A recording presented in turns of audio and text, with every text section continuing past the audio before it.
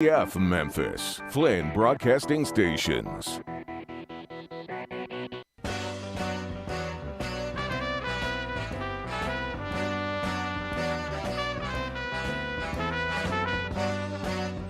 It's time for Wallow and Friends on Sports 56, presented by Homer Skelton Hyundai. Here's your host, the voice of the Tigers, Dave Woloshin. It is a postcard Wednesday morning. You couldn't find a more beautiful day. This, by the way, could be the last of the beautiful days. Rain coming in. Weather's going to change. It's going to get cooler. Today, golden sunshine, golden spirits. What a way to open the season. 13-0. Yeah, you heard me. He starts the four big ones with Alo. And when I say that, I'm talking Williams, Bates, Duran, and company. Oh, and Lester, my favorite. How could I forget Lester? Those four guys, he brings in Nolly. When he starts those five guys later in the year and lets them play big minutes, like 26, 27 minutes, whoo! This one produced 13-0 to start the first half, 10-0 to start the second half. If there were any thoughts in John Pelfrey's Tennessee Tech Golden Eagles of coming back, that was dashed rather quickly again once they established that big lead in the first few minutes of the second stanza. This is going to be a lot of fun, ladies and gentlemen. It truly is. 13 guys played, 5 were in double figures, and when he settles on, let's just say, 8 guys, they will be able to play with any team in the country. Duran and Bates. Jay Morgan, can you remember in your lifetime, and I'm guessing that we can go back to 2008 with you, and you were a vibrant, passionate watcher of basketball. There was really great excitement for that team with Rose and everybody coming back from the Laurenburg team and CDR and all that. This matched it, though, didn't it? I mean, do you remember more hype on two kids, Bates and Duran, than what we've seen in this preseason? Certainly not freshmen, but I think you're right. I don't think any team and any two players in the history of at least my lifetime in Memphis basketball. Okay. So let me ask you this simple question based on what you saw last night. Did those two young men live up to all of this hype? Yeah, I mean, I think they played phenomenally last night. They were really good. Turnovers were a little high, but I mean, it's the first game of the year, and it's also that was later in the game, playing a lot of different matchups, a lot of different lineups and stuff like that. No, those two guys were impressive last night. Good first showcase. Bates had 2 turnovers. Yeah, not just those two guys. That's unfair. Duran had 2 turnovers, or 3 turnovers, excuse me. He's a big man, though, and it's their first game. I wouldn't worry about that. I really wouldn't. Jaden Hardaway had 3 turnovers. Now, he's going to play, but he's really improved. Oh, yeah. I mean, kid can hit threes. I mean, he's really improved his shots. He was 2 for 3. How about 13 threes in the game? 13 threes. But I got to tell you, wait till December the 18th. You know how many threes Tennessee hit last night in their shellacking of UT Martin? I'm cheating because I have it in front of me here, so tell me. Well, you can give the answer. You've got it in front of you. 17. Yes. You know, they say they're going to average 17. They're going to take like 43 attempts a game.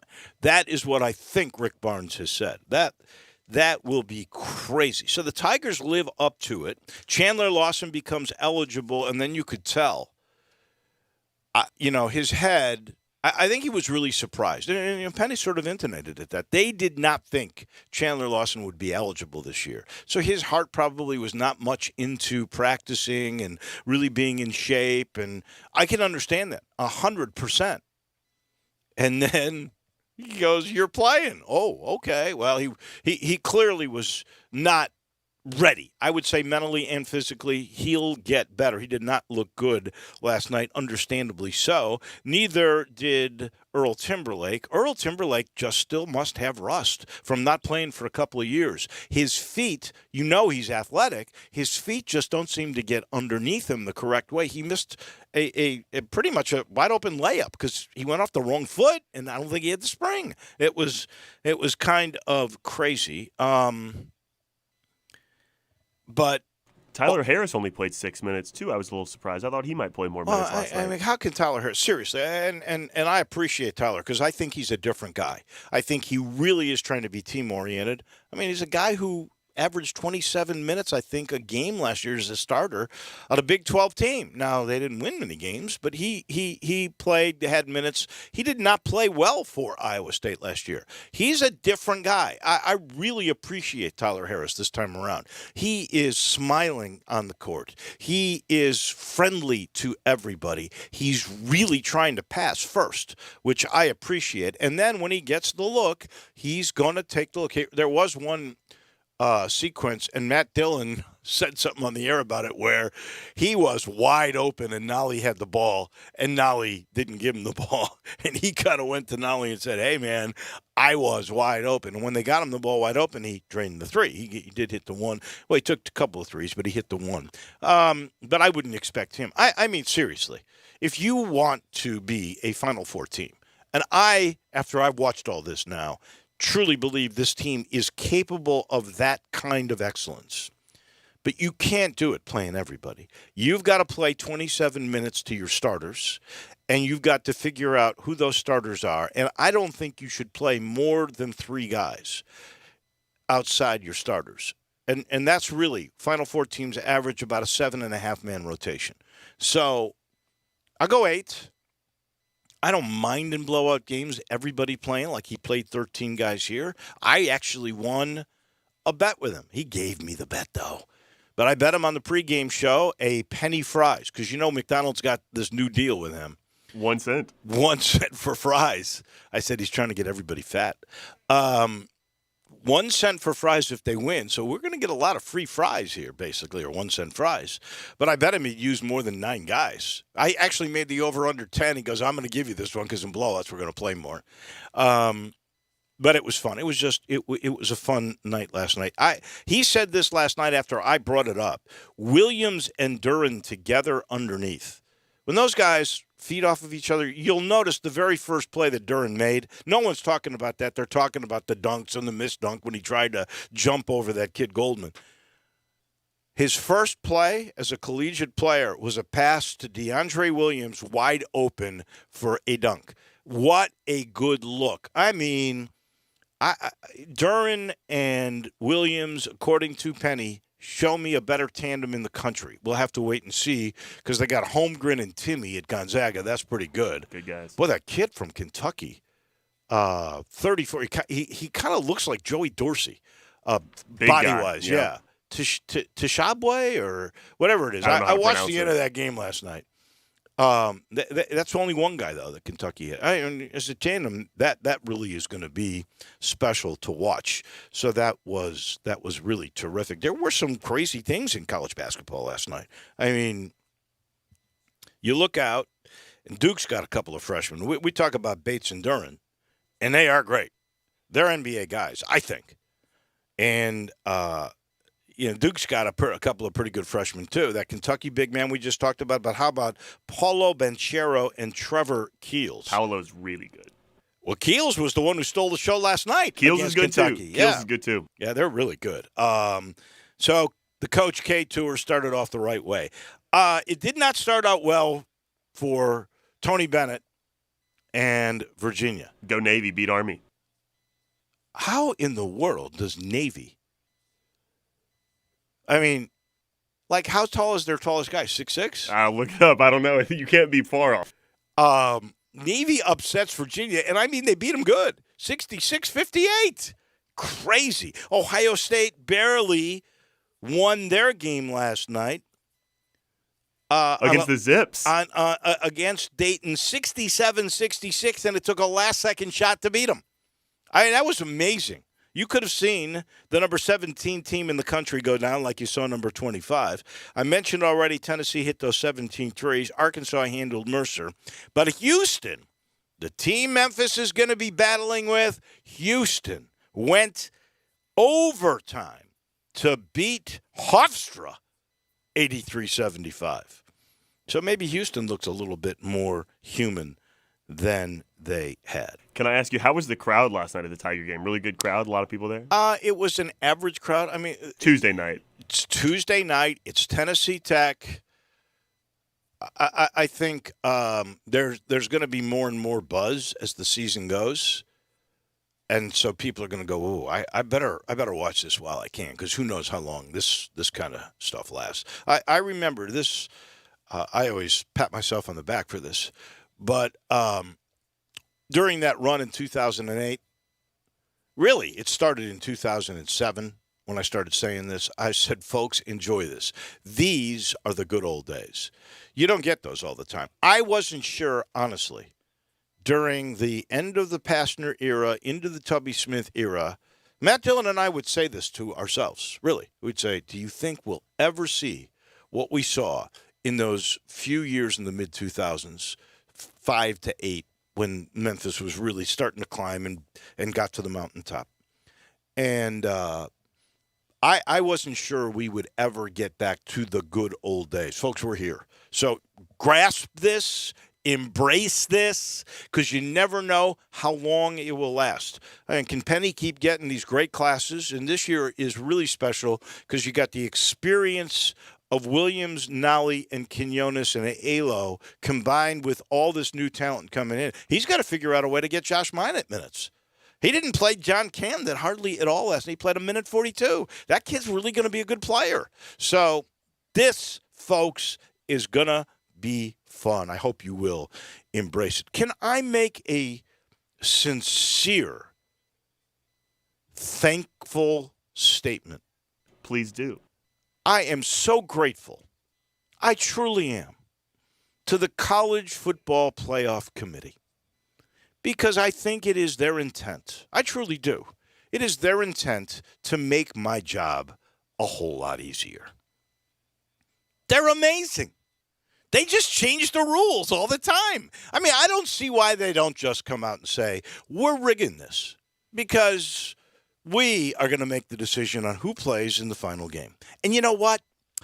We're going to make this controversial. We want guys like Wallow, guys like Greg and Eli, guys like Johnny Radio. We want Brett and Gabe in the afternoons. We want them to complain, to question, to wonder, because they're talking about us. And the whole point of this game, and this is very clear now to me, without a question, it is clear as day. The whole point of this game is to get as many people to watch as they can. And that's why they're going to rig it. There's either one of two things that really count. It is in the eyes of this committee, they want absolutely the best game that they think they can get.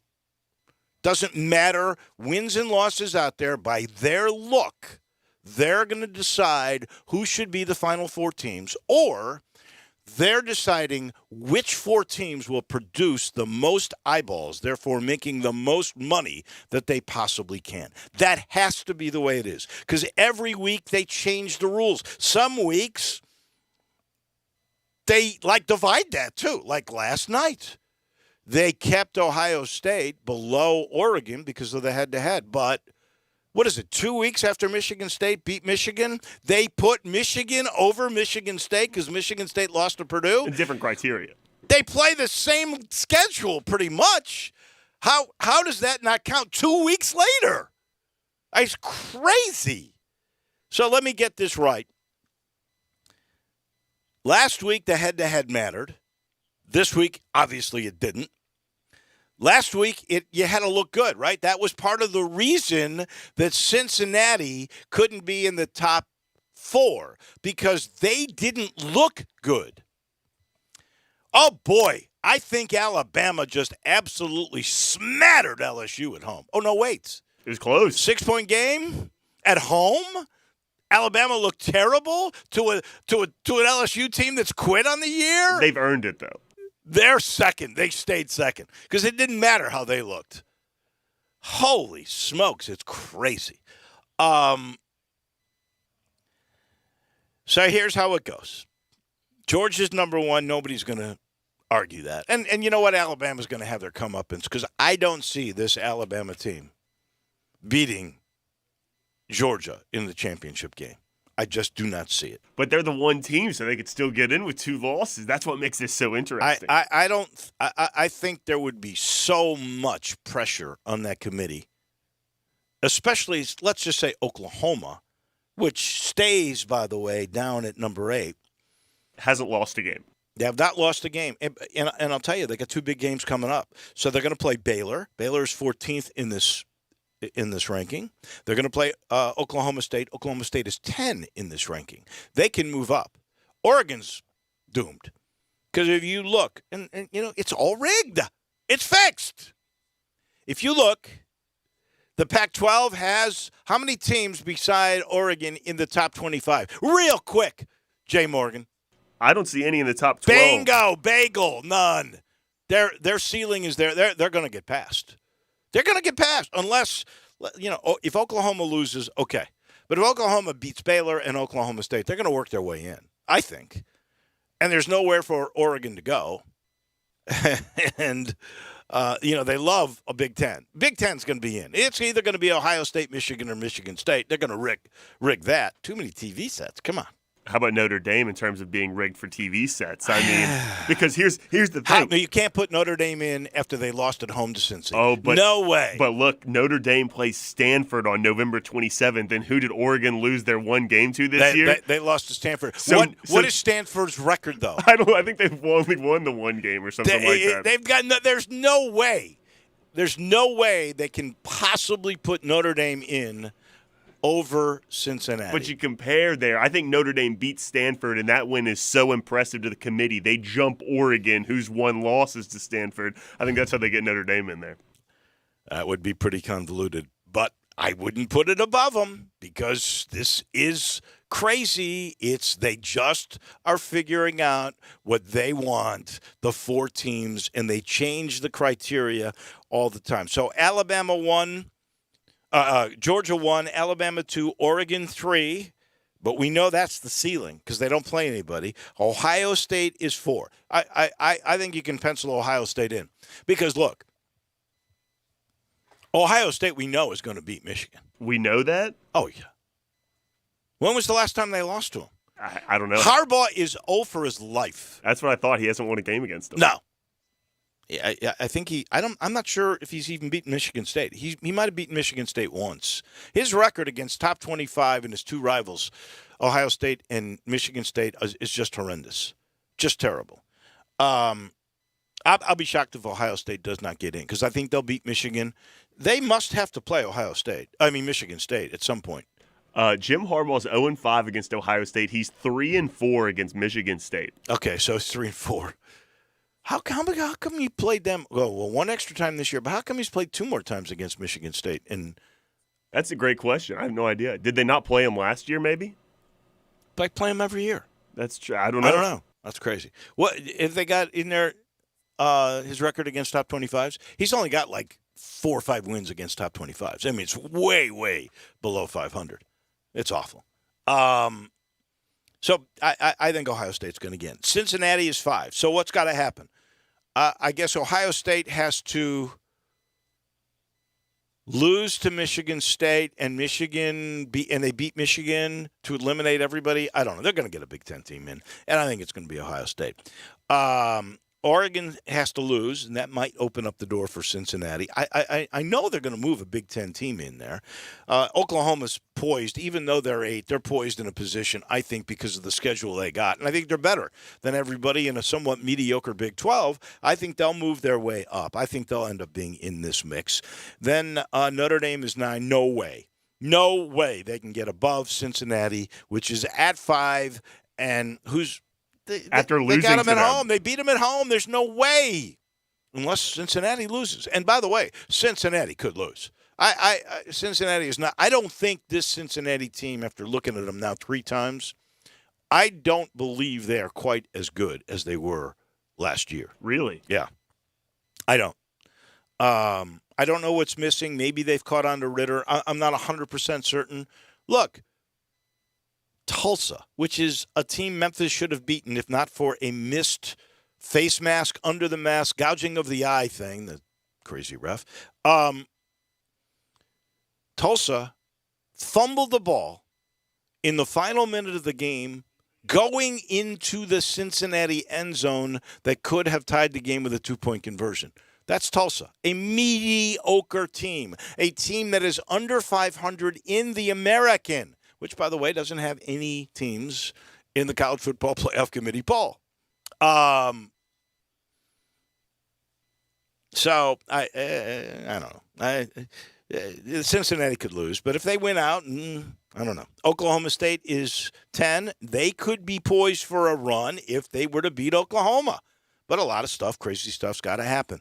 Then A&M, and that'll be a great game on Saturday, and we're going to talk with Brett Norsworthy about that in a couple of minutes. A&M visits Vaught Hemingway in Oxford. Then Wake Forest, one tumble. That's a bad league, too. Oh, my goodness. I was so disappointed, but I'm still confident an ACC champion, one-loss Wake Forest maybe makes some noise down the stretch to get in the college football playoff. Here is where I have to ask you if John Harden is rubbing off on you, that you're imbibing too much, that you've lost your sanity. First of all, they don't have any opportunities against anybody any good. Yeah, but, they weigh conference championships very high in the criteria for making the college football playoff? Is there any team? I don't think there's another ACC team in the top 25. I don't think so. It's a little like the Pac-12. There's no way. They can't move up. How about Texas San Antonio? 23. They finally make the poll. Yeah. Apparently winning every game is just enough to get into the top 25. No AAC teams in once again. And the Pac-12's got one in Oregon, and the ACC, that other powerhouse from the Power 5. You take Clemson out of the mix, all of a sudden Virginia Tech is not a great powerhouse anymore, and they haven't been for a couple of years. You take Florida State, and they haven't been a powerhouse in the last 5 years now.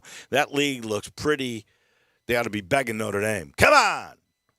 We won't play you unless you come into the league. Smart. It'll never happen. Anyway, we've got a busy show. I mentioned Stats is coming your way in just a second. Oh, I got to mention Grizz and Charlotte tonight. You know what happens tonight if the Grizz win? What? And the Mavericks lose? First place, second place. Tie for first in the division and tie for third in the Western Conference. How about that? 7-4. That would be a heck of a start with that beginning schedule. Hosting a playoff game. They got in their favorites. They're favorites by 4.5 tonight. Grizz and Charlotte, that will be at FedEx Forum. All right, we're underway. I'm sitting here in the Family Leisure Studios, and I am reminded, and I'm excited about their newest sale, because there's always a new sale. And this time around, it is called the Ultimate Game Room Sale. We all want game rooms. They make it easy at Family Leisure. Pool tables, theater seating, they got you covered incredibly well with free delivery on all in-stock items. And right now, 20% off on all game room accessories thanks to the Ultimate Game Room Sale. Beat the Christmas rush. Get your game room ready now at Family Leisure. Let us pause for just a second. When we come back, Mr. Stats, my friend, he joins us on the other side. Be sure to follow us at Sports 56 WHBQ on Twitter, Facebook, and YouTube to watch live video of our shows. Stay up to date with station events and have chances to win prizes from Sports 56 and 98.5 FM. Hi, this is Lauren Choate with Choate's Air Conditioning, Heating, and Plumbing. Fall is in the air, and so are Choate's Early Bird Specials. Right now, receive $1,000 off the purchase of a new Carrier gas furnace. Carrier furnaces come with some of the best warranties in the industry, and Choate's has been professionally installing them for over 60 years. As a Carrier factory authorized dealer, Choate's also offers competitive financing solutions for you and your family. If your heating system is in good shape, make sure you take advantage of Choate's Early Bird Tune-Up Special for $60. This tune-up is an in-depth 20-point inspection to make sure your furnace is ready for the winter season ahead. So call 347-8086 to schedule your early bird special today. And turn to the experts with Choate's and let our family serve your family. Belly Acres' motto is City-Fied Farm Fresh. The goal is simple: provide a fun, unique farm-to-table experience for the whole family. 2 great locations, Regalia at 6130 Poplar and in Overton Square at 2102 Trimble Place. Overton Square hours Sunday through Thursday 11A to 9P, Friday and Saturday 11A to 10P. Regalia Sunday through Thursday 10:30 a.m. to 9 p.m. and Friday and Saturday 10:30 a.m. to 11 p.m. Signature burgers are made from 100% grass-fed beef. Sandwiches, salads, and the best milkshakes anywhere. The burgers, so good, like the Dare Ya or the Double Dare Ya, and the melt in your mouth. And you have to try the Voodoo Moo Moo. It is the quality brand the Belly Acres team has developed using grass-fed beef with creative homemade toppings in a fun farm setting right here in the city. The goal at Belly Acres, to become even more sustainable as they grow. In Overton Square and in Regalia, the very best quality available in Memphis, burger shakes and smiles at Belly Acres. Tired of waiting on your sportsbook? Waiting for deposits and withdrawals? No more waiting with Action 24/7. We're cutting out the middleman. Deposit or withdrawal in cash. Action 24/7 has more than 100 partners in Tennessee for cash deposits and withdrawals.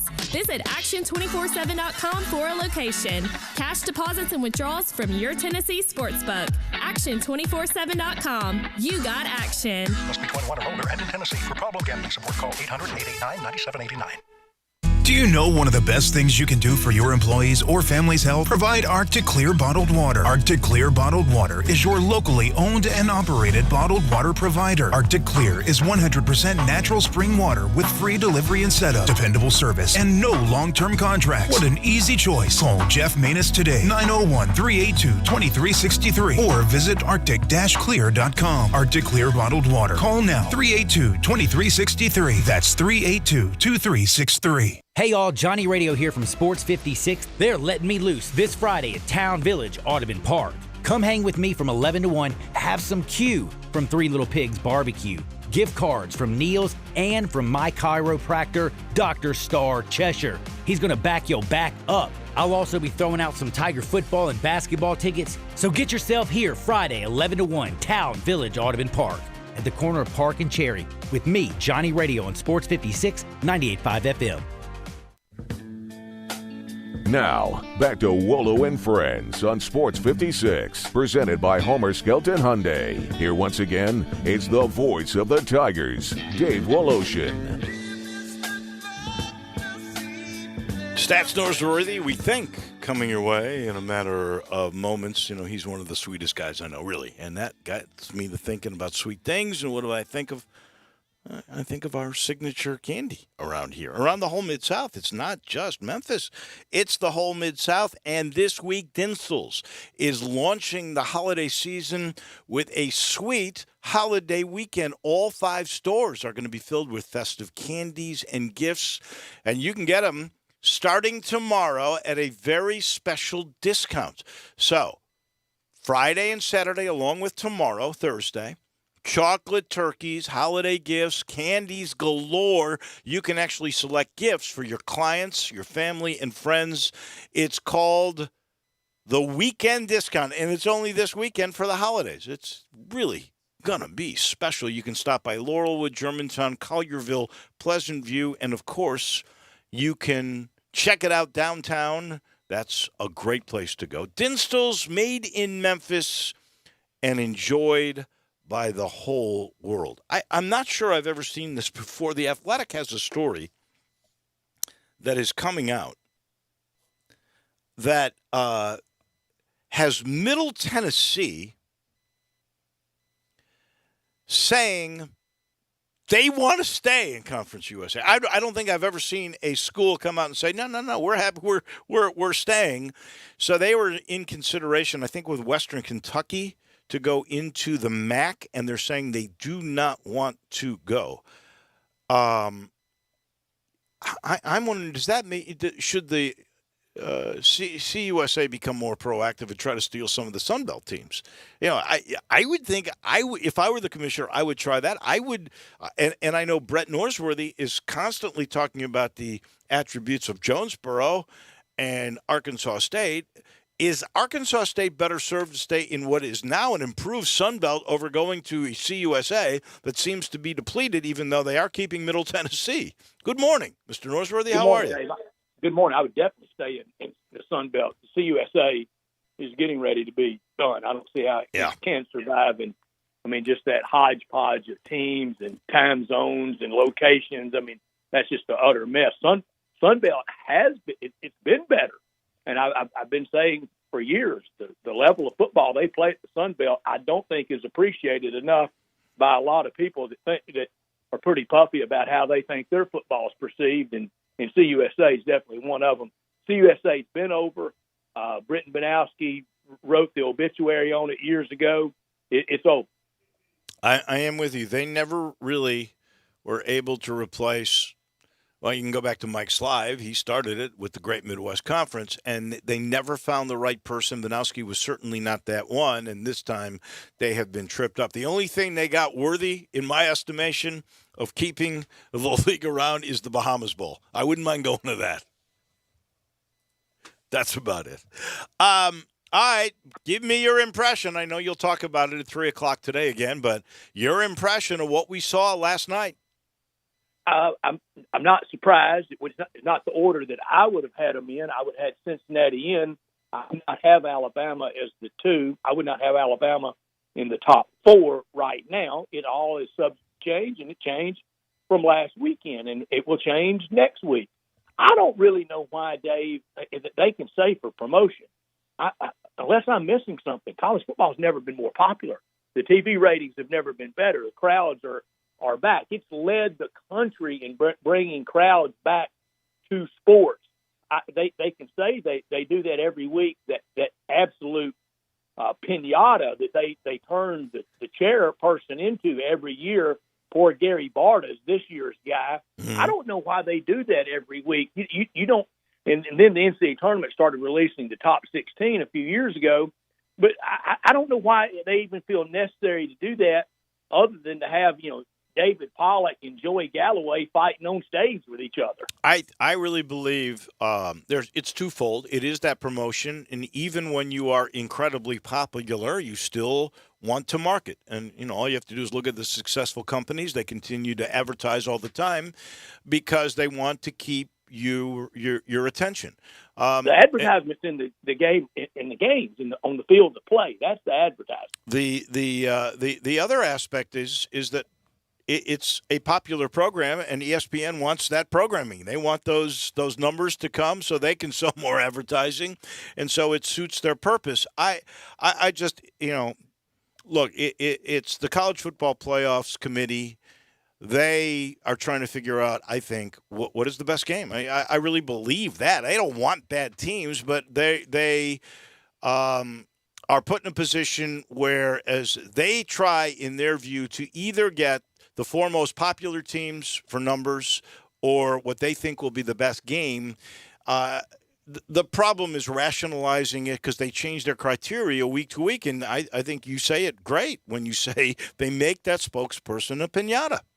They do. And I think it's just terribly unfair to that person. We about hadn't seen Jeff Long in a position like that since. He did a lot to himself. But anyway, it will play out. It will work out. But then the hardy defense of Michigan being in front of Michigan State when they played 10 days ago. I know. And that poor man going through the metrics and some of the numbers. We know the number. A final score is the number. They beat them head to head. It's amazing to me. And they used the criteria of Oregon over Ohio State because they beat them head to head. But they're not using that same criteria about a game that was as recent as 10 days ago. That makes no sense to me. And then he's forced to use rationalization. Like I was reading this, I think it was from Jerry Palm today, who was saying he used in reference, it might have been not last night on that show, but it might have been on a press conference call with some of the big movers and shakers, where he was saying, well, I guess it was Cincinnati struggled with Tulane, who had a freshman quarterback. And then there was another game that was in reference, I don't remember which team, where they didn't manage the game well enough. They were down at the half. What? Yeah, We're yeah. counting the halftime score? Yeah. Who knew? I thought the final score was the determiner, but it will work out. Georgia's clearly number one. That's unarguable. Nobody's arguing that. And then 2, 3, and 4 will sort itself out. If Ohio State wins out, yeah, they're going to be there. I don't think they will. I still think there's going to be a lot of damage done to each other in the Big Ten. I think somebody will get Oregon, and that will eliminate the Pac-12. Well, they have no room because they don't have any other team in the top 25. So once Oregon struggles, they could say style points. They're going to get them out of there. They're going to get a Big Ten team in.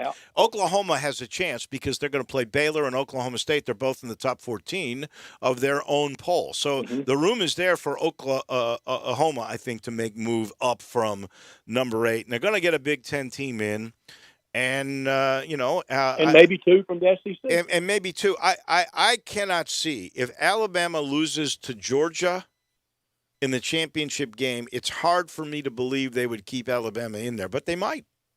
I could see them potentially as a 4, but would you want to turn around and see that game if they indeed, and I think they are trying to come up with the better games because it is a business. They're trying to find the right matchups and the right TV numbers. And so far through the years of the CFP, they've gotten it right and has produced the best team and the best champion. But would you really want to turn around 3 weeks later and see another Georgia-Alabama game as the 1 versus the 4 if indeed it fell out like that? But I still think a 2-loss team definitely could be that 4 seed. All right, one last thing on college football before we turn to the Tigers game last night and your thoughts on this first step to hopefully New Orleans. But I got to ask you, it was 25 years ago that Memphis beat Tennessee in the only time they've ever beaten Tennessee. I don't know that it's their biggest win anymore. It's clearly the only win they've ever had against the Vols. But give me your best recollection from that particular game, because I do remember it like it was yesterday, and it was a very, very magic moment, the first magic moment that I ever encountered with Tiger football. I remember it well, November 9th, 1996. I was at the game, and I remember pregame coming up and speaking to you and Bob Rush in the press box, or in y'all's announce box. And I asked Bob, is Peyton Manning the best visiting quarterback to ever come into Memphis and play against the Tigers? And Bob nicely, very, very respectfully said, I don't think so. He goes, you got to think about some of the guys that have been here. A guy like Brett Favre has been in here. He named others, and 26-point favorite, and what Peyton obviously went on to do, he's way up there. But I remember having that conversation with Bob that day. Bob even mentioned as a college quarterback, Gus Frerotte. I know people are chuckling right now at that, but as a college quarterback, he was a really, really good player. But Bob mentioned, other great quarterbacks that had come in to play the Tigers. I remember visiting with y'all about it. And then as the game wore on, in every passing second was in the Tigers' favor, as it usually is when you're trying to have that big upset, and everything broke perfectly from the Jeremy Scruggs run to the Chris Powers catch to the touchdown return, Kadre Anderson and his finest hour, and then the record speed that the south end zone goalpost came down. And I've told many times, listening to Mike Keith hosting the Tennessee postgame show in my drive home, and just how irate their fans that they were. I do think it is the biggest win in Tiger football history. We can argue it, time infinitum. I know going to the Cotton Bowl and winning that AAC championship game was big, but that was back weeks against Cincinnati, and that did propel them into the Cotton Bowl. But beating Tennessee, the one and only time to ever beat the mighty Big Orange, and that day, that decided underdog against that Hall of Fame player. That was magical. Here's what I remember most, honest to goodness. And you know that I have admired Philip Fulmer. I defended Philip Fulmer when everybody was trying to get him fired, and look what's happened since, although Heupel may be the guy that is turning them around. But Philip Fulmer blew that game, in my opinion. He had the best passing quarterback that probably ever was in the Liberty Bowl. And he decided, because they were Big Brother, that they were just going to continue to run it down Memphis's throat. Memphis had the number 2 rush defense in the country that year, and he just felt Tim Rose was proud. He could bully them and knock them over, and he couldn't, and he didn't pass the ball enough. If he had let Manning pass the ball, I don't think that would have occurred. And obviously, if we had instant replay use like we do now, Kevin Cobb's return would have been nullified. Yeah. So, but we don't. We got one, for goodness sake. That's right. And if you went back and all that and had replays, a lot of things would sort out different. But that's the way it fell that day, and it will forever stand. And yes, I did watch the Tigers last night, but I watched a lot of SEC games. I watched Tennessee last night. Listened to Ole Miss. 17 threes. I listened to Arkansas last night. Also, Georgia, a future Tiger opponent, they struggled all night with Florida International. Really fortunate to win, won by 7. They got there, and they got the win. And it's a make or break year. I think the hottest SEC basketball seat has to be Tom Crean. Sure. I'm not saying it's a hot seat at Starkville, but I'm looking forward to watching Ben Howland at Mississippi State season opener tonight, because I think he might be next on the list or two. Frank Martin at South Carolina is probably on a hot seat list as well. And just a few years ago, that team was so good, and he was on fire. I mean, things happen quickly in college basketball. Frank Martin delivered to a Final Four. And what was that, 3 years ago? It wasn't that long ago. 18 or 19, yeah. So I think if Memphis cuts that rotation to 8 or 9, and if he really sticks to that, and he plays those starters, and I'm going to put Nolly in the starting lineup and Alo coming off the bench. If he does that, I really believe this team is capable of making a Final Four based on what I have seen from sheer talent. I do too, Dave. Definitely 5 starters or 5 players in double figures, 4 starters, Nolly off the bench. A lot of minutes played, a lot of players played, 13 different players in the game, and the opening night win it looked exactly like everybody thought it would. And Saturday against North Carolina Central, it looked like everybody thought it would. Season really starts when they play SLU, and then when they go to Brooklyn, and then it gets really tough from there on in December and into conference play. Houston was taken to overtime last night. Wichita State had to win at the buzzer last night. So, last night, one night in college basketball, and it shows there's a lot of good players on a lot of teams. And if that other team has that hot shooting 3-point night, you can get in a lot of trouble real fast. And people are going to take threes. Look at Tennessee. I think that Tennessee's goal, I I saw Rick Barnes say, 43 attempts per game. That's unreal. And that's one of the more traditional, air quotes here, coaches out there. He's wanting to launch it up 40 times from 3. Crazy. Hard to believe. Kennedy Chandler looked really good last night for UT. I saw some highlights, And they played a lot of different people. And I talked to you yesterday, I told you, though, but 35-point favorite over UT Martin. They didn't get there, but they blasted Martin. Man, well, good luck on Saturday, and I know you're going to have a good time. Texas A&M in town. That should be a super game. Game day in town, too. Yeah. How about that? Who's the picker? We don't know yet, but I know who they're lobbying. They got to make sure it works out, because it was magic last time. But it's very different than this time. That last time it was Alabama and Ole Miss, both undefeated, first weekend in October.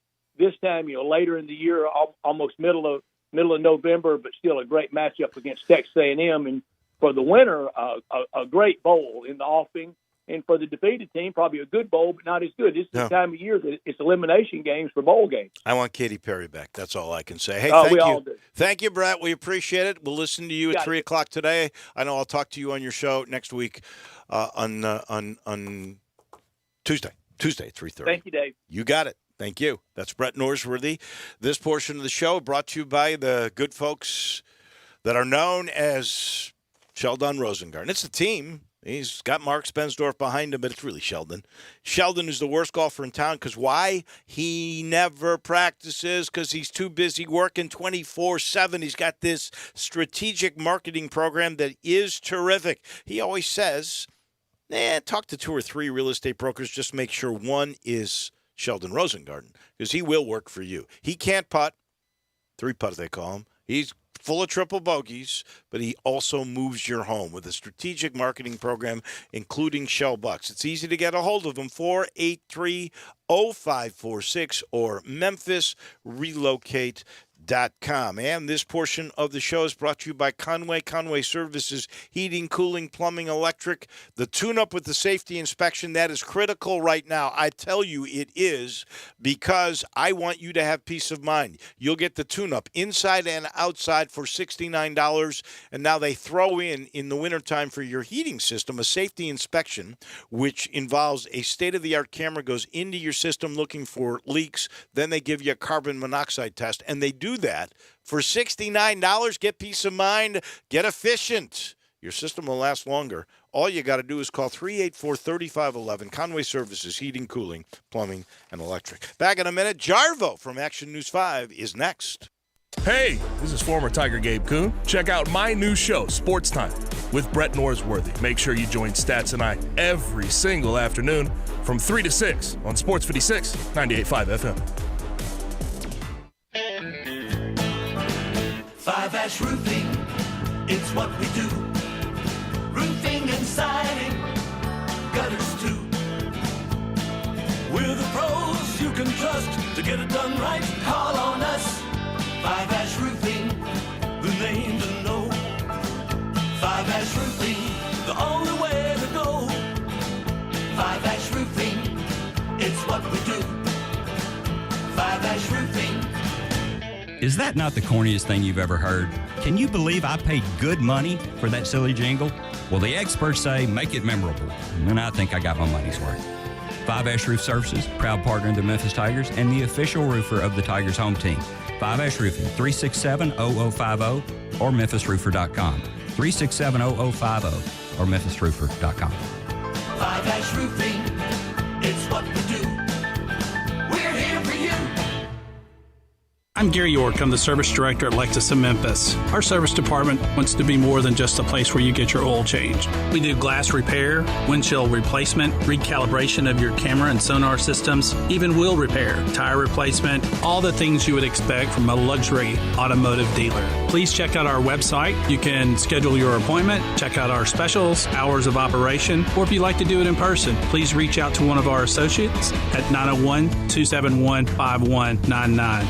For years, I have talked to you about James Davis, the finest men's store in all of Memphis, the service, the selection, everything that goes with quality. And I've told you recently about the Stant Perfect Fit shirts. Well, now there's the Stant Perfect Fit pants. Absolutely amazing.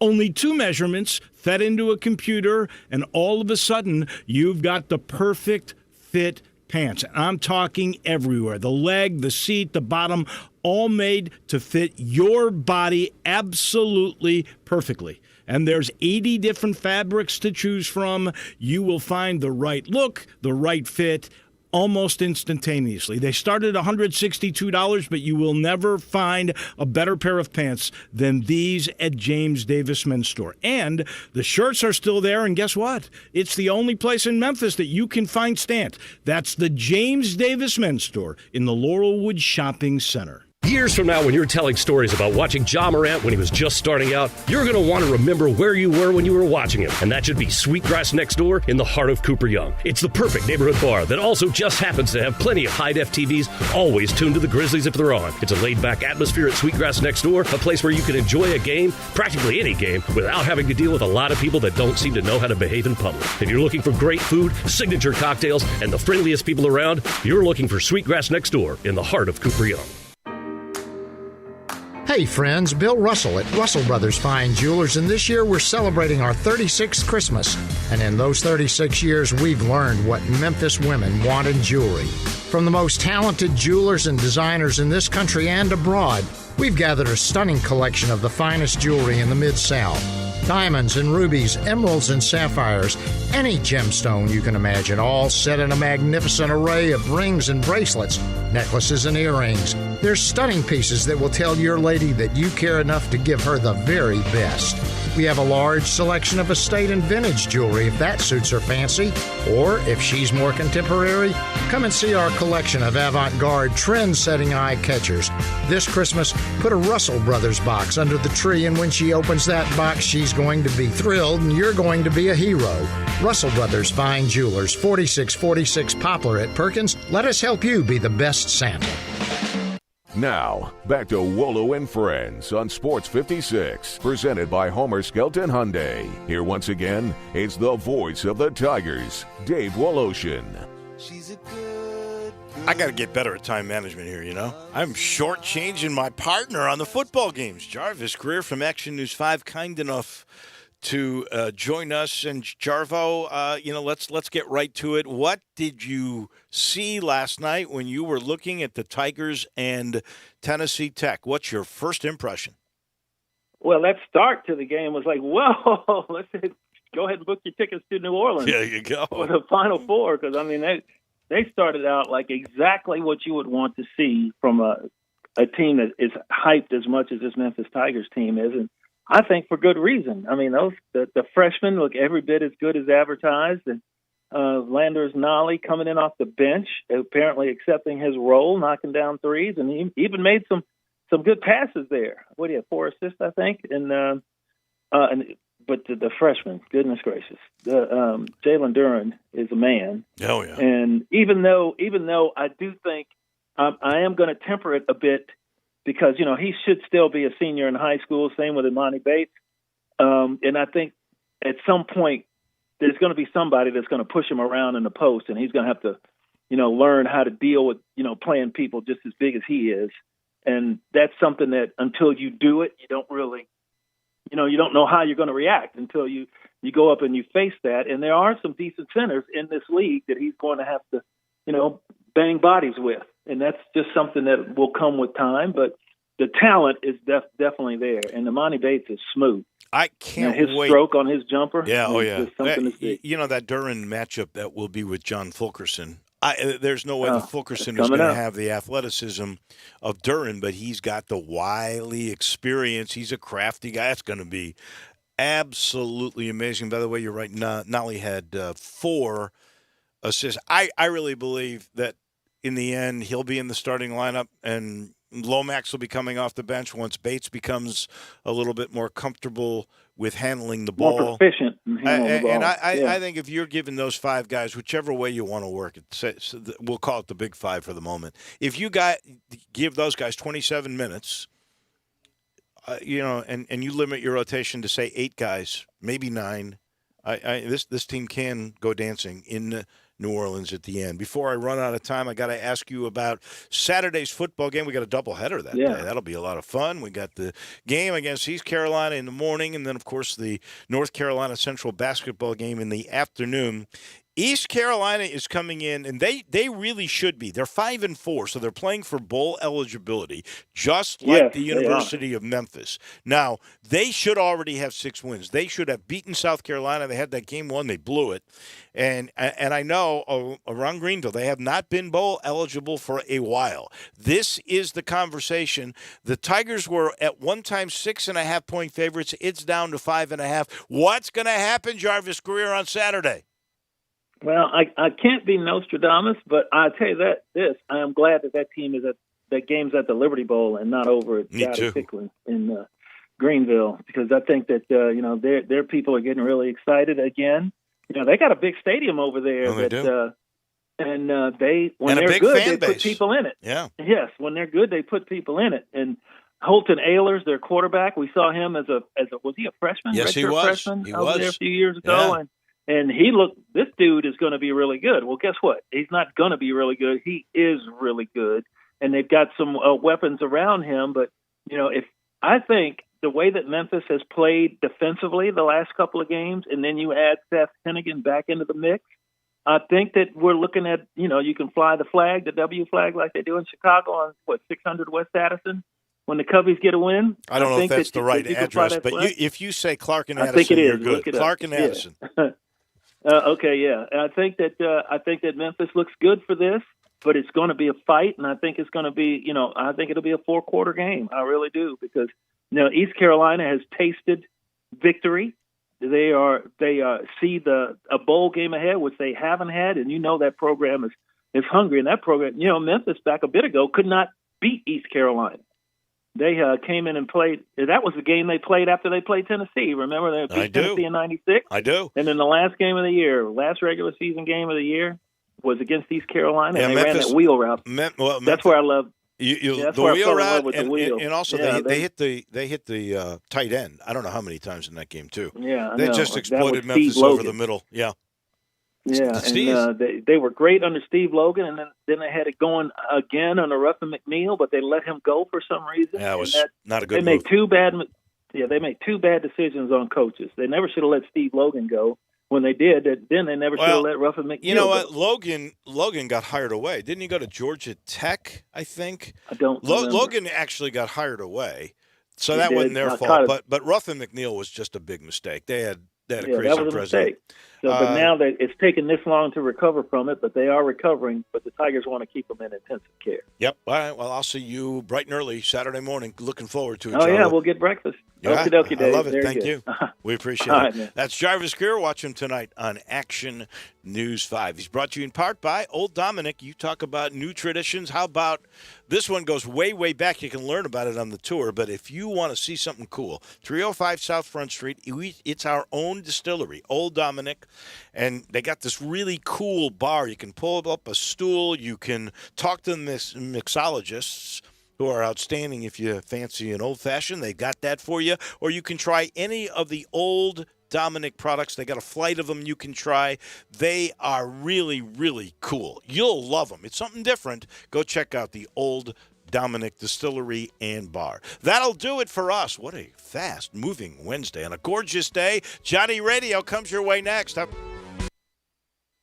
Family Leisure has done it again, and just in time for the holidays, they